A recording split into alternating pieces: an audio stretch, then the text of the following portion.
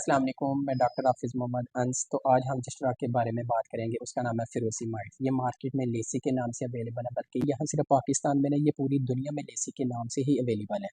तो आज हम इसके यूजेस, साइड इफ़ेक्ट और नॉर्मल डोज के बारे में बात करेंगे। तो सबसे पहले इसके देखते हैं यूजेस।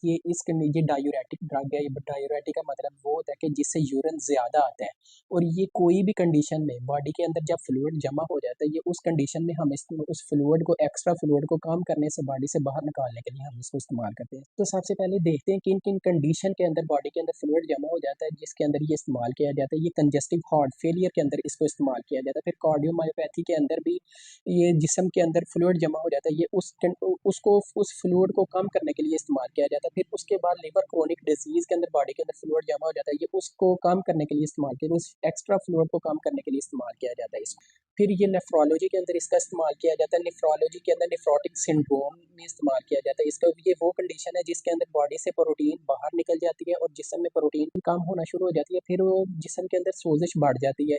ये उस कंडीशन में इसको इस्तेमाल किया जाता है। फिर उसके बाद इसको क्रोनिक किडनी डिजीज के अंदर इसको इस्तेमाल किया जाता है। इसके अंदर ये होता है कि यूरिन ज़्यादा नहीं आता और जो सा फ्लूइड बॉडी के अंदर जमा होना शुरू हो जाता है, ये उस एक्स्ट्रा फ्लूइड को कम करने के लिए इसको इस्तेमाल किया जाता है। फिर उसके बाद इसको एडिमा के अंदर इस्तेमाल किया जाता है। फिर पेट से पानी बाहर निकालने के लिए इसको इस्तेमाल किया जाता है। फिर टांगों से पानी बाहर निकालने के लिए इसको इस्तेमाल किया जाता है। फिर और इसको इमरजेंसी कंडीशन में भी इस्तेमाल किया जाता है। जैसे कि हमारे पास अभी कोई पेशेंट आया बीपी का, ठीक है, उसका बीपी बहुत ज़्यादा हाई है, तो फिर हम उसको ऐसे करते हैं कि हम उसको इंट्रावेनस लेसी का इंजेक्शन लगाते हैं और साथ हम कोई इसको एज एंजाइम इनहिबिटर दे देते हैं, जैसे कि कैपोटेन वगैरह, तो फ़ौरन से उसका बीपी कंट्रोल में आ जाए। कुछ लोग इसका बहुत गलत भी इस्तेमाल करते हैं, कहते हैं कि जी हम इसका यूरिन लाने के लिए इस्तेमाल करें। भाई, ये यूरिन लाने के लिए नहीं है।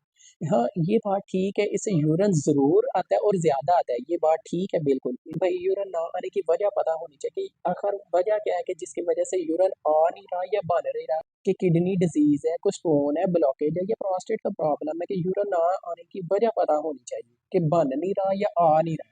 अगर तो इसके साइड इफ़ेक्ट की बात करें, तो साइड इफ़ेक्ट में हाइपोकैलेमिया हो सकता है, हाइपोनाइट्रीमिया हो सकता है, और कभी-कभी ये इस्तेमाल करने से हाइपोयूरिसीमिया भी हो सकता है। तो इस तरह हम करते हैं कि कभी-कभी हम पेशेंट को यूरिक एसिड की भी साथ मेडिसिन देते हैं, ताकि यूरिक एसिड का लेवल ना बढ़े। अगर तो इसके नॉर्मल डोज़ के बारे में बात करें, तो इसका इफ़ेक्ट 6 आवर तक रहता है।